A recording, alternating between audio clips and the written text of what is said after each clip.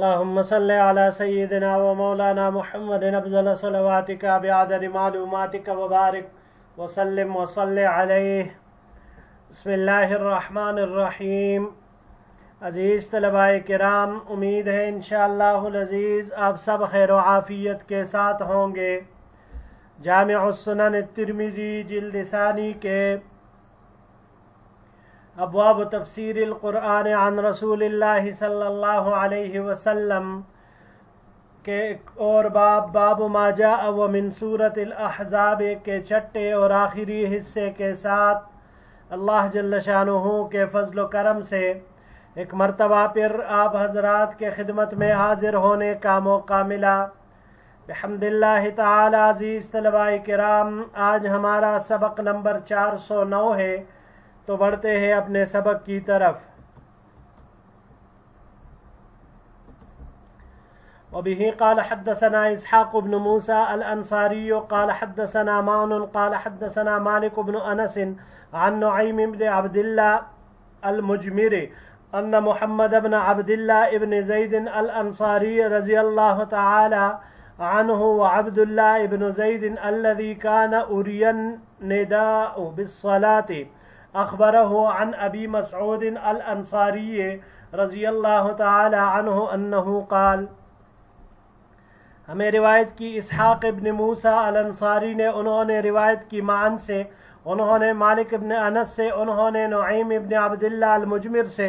نعیم ابن عبداللہ المجمر نے کہا کہ محمد ابن عبداللہ ابن زید الانصاری، عبداللہ ابن زید یہ وہ ہے جن کو اذان دکھائی گئی تھی خواب میں نماز کے بارے میں. ان کو خبر دی حضرت ابو مسعود انصاری رضی اللہ تعالی عنہ نے انہو قال اتانا رسول اللہ صلی اللہ علیہ وسلم ونحن فی مجلس سعد بن عبادہ، کہ حضور نبی کریم صلی اللہ علیہ وسلم ہمارے ہاں تشریف لے آئے اور ہم سعد بن عبادہ رضی اللہ تعالی عنہ کے مجلس میں بیٹھے ہوئے تھے. فقال له بشیر بن سعد امرنا اللہ ان نصلی علیک فکیف نصلی علیک. بشیر ابن سعد رضی اللہ تعالیٰ عنہ نے پوچھا کہ ہمیں اللہ نے آپ پر درود بھیجنے کا حکم دیا ہے تو ہم آپ پر درود شریف کس طرح بھیجیں؟ قال فسکت رسول اللہ صلی اللہ علیہ وسلم حتی ظننا انہ لم یسألہ. حضور نبی کریم صلی اللہ علیہ وسلم خاموش رہے یہاں تک کہ ہم نے گمان کیا کہ کاش اگر یہ سوال نہیں پوچھا ہوتا اس نے. ثم قال رسول اللہ صلی اللہ علیہ وسلم قولوا، پھر آپ علیہ السلام نے فرمایا کہ تم یہ درود پڑھو: اللہم صل علی محمد وعلی آل محمد کما صلیت علی ابراہیم وعلی آل ابراہیم وبارک علی محمد وعلی آل محمد کما بارکت علی ابراہیم وعلی آل ابراہیم فی العالمین انک حمید مجید والسلام کما قد علمتم. اور آخر میں جو فرمایا کہ سلام اس طرح بھیجو جس طرح تم التحیات میں سکھائے گئے ہو، یعنی السلام علیکم ورحمۃ اللہ جیسے پڑھتے ہیں تو اسی طرح. وفی الباب عن علی وابی حمید وکعب بن عجرۃ وطلحہ ابن عبید اللہ وابی سعید وزید بن خارج ویقال ابن جاریہ وبریدہ. اس باب میں حضرت علی، ابو حمید، کعب ابن عجرہ، طلحہ ابن عبید اللہ، ابو سعید، زید ابن خارجہ یا زید ابن جاریہ اور بریدہ رضوان اللہ علیہ مجمعین، ان تمام سے روایات مروی ہے. ھذا حدیث حسن صحیح، یہ حدیث حسن صحیح ہے. جی عزیز طلباء کرام، حضور نبی کریم صلی اللہ علیہ وسلم پر درود بھیجنے کا طریقہ سورہ احزاب میں آیت نمبر 56 ان اللہ وملائکتہ یصلون علی النبی یا ایہا الذین آمنوا صلوا علیہ وسلموا تسلیما. بے شک اللہ تعالی اور ان کے فرشتے پیغمبر پاک صلی اللہ علیہ وسلم پر درود بھیجتے ہیں، پس اے ایمان والو تم بھی آپ صلی اللہ علیہ وسلم پر درود بھیجو اور خوب سلام بھیجو.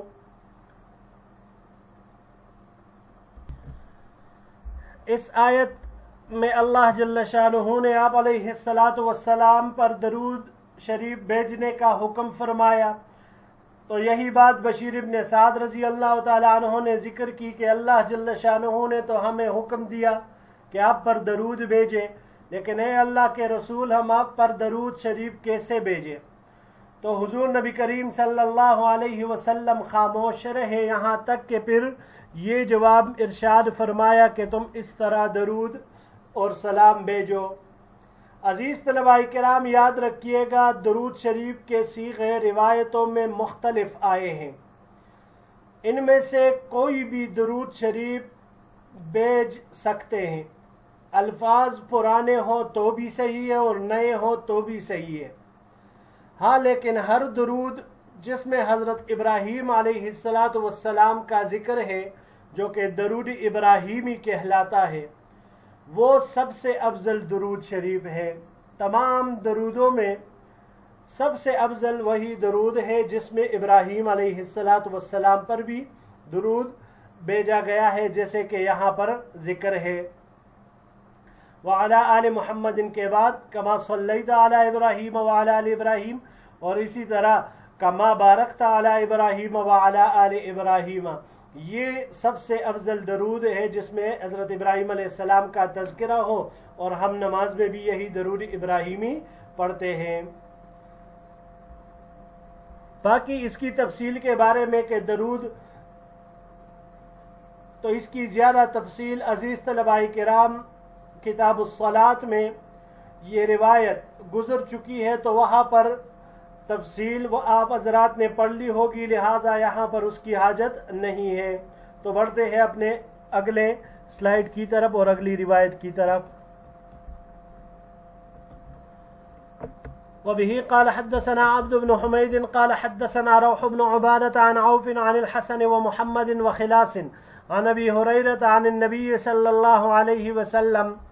हमें रिवायत की अब्द बिन हुमैद ने, उन्होंने रौह बिन उबादा से, उन्होंने औफ से, उन्होंने हसन से और मोहम्मद से और खिलास से, इन सब ने अबू हुरैरा रजी अल्लाह तआला अन्हु से, उन्होंने नबी करीम सल्लल्लाहु अलैहि वसल्लम से रिवायत की है अन्न मूसा अलैहिस्सलाम कान रजुलन हय्यन सित्तीरन मा युरा मिन जिल्दिही शैउन इस्तिहयाअन मिन्हु फ़आज़ाहु मन आज़ाहु मिन बनी इसराईला। हुज़ूर नबी करीम सल्लल्लाहु अलैहि वसल्लम ने इरशाद फरमाया कि मूसा अलैहिस्सलातु वस्सलाम बहुत ही शर्मीले और पर्दा करने वाले आदमी थे। उनके शर्म करने की वजह से उनकी काल से कोई चीज़ नहीं देखी जाती थी, यानी इतना वो अपने आप को ढांप के रखते थे। बस इनको तकलीफ पहुंचाई बनी इसराइल में से जिसने तकलीफ पहुंचाई। फ़क़ालू, बस उन्होंने कहा मा यस्ततिरु हाज़ा तसत्तुर इल्ला मिन ऐबिन बिजिल्दिही इम्मा बरसुन व इम्मा उदरतुन व इम्मा आफतुन व इन्नल्लाह अराद अन युबर्रिअहु मिम्मा क़ालू। बस इन बनी इसराइल इन्होंने कहा कि मूसा अलैहिस्सलाम पर्दा नहीं करते, मगर ये कि इनके काल में किसी ऐब की वजह से ये इतनी अपने आप को ढांपते हैं और पर्दा करता है, या तो उसमें बरस है या उदरतुन। उदरतुन कहते हैं खुशियतैन में पानी का भर जाना। तो बदबख्तों ने इस तरह का भी मूसा अलैहिस्सलातु वस्सलाम के बारे में आपको ऐब लगाना चाहा। व इम्मा आफतुन, और या कोई और आफत इन पर आई है। अब अल्लाह जल्ल शानुहु इरादा कर रहे थे, अल्लाह ने चाहा कि इनको बरी करे इन अयूब से जो ये लोग कह रहे हैं।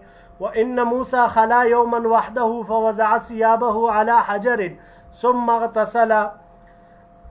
एक दिन मूसा अलैहिस्सलाम इसी तरह दूर अकेले तन्हाई में गुस्ल करने के लिए गए। वहाँ पर अपने कपड़े एक बड़े पत्थर के ऊपर रख के और फिर आपने गुस्ल फरमाया। फलम्मा फरग़ अक़बल इला सियाबिही, बस जब गुस्ल से फारिग हुए अपने कपड़ों की तरफ आए। लियअख़ुज़हा, ताकि अपने कपड़े उठाए। व इन्नल हजर अदा बिसौबिही, तो वो पत्थर हज़रत मूसा अलैहिस्सलातु वस्सलाम के कपड़ों को लेकर दौड़ने लगा।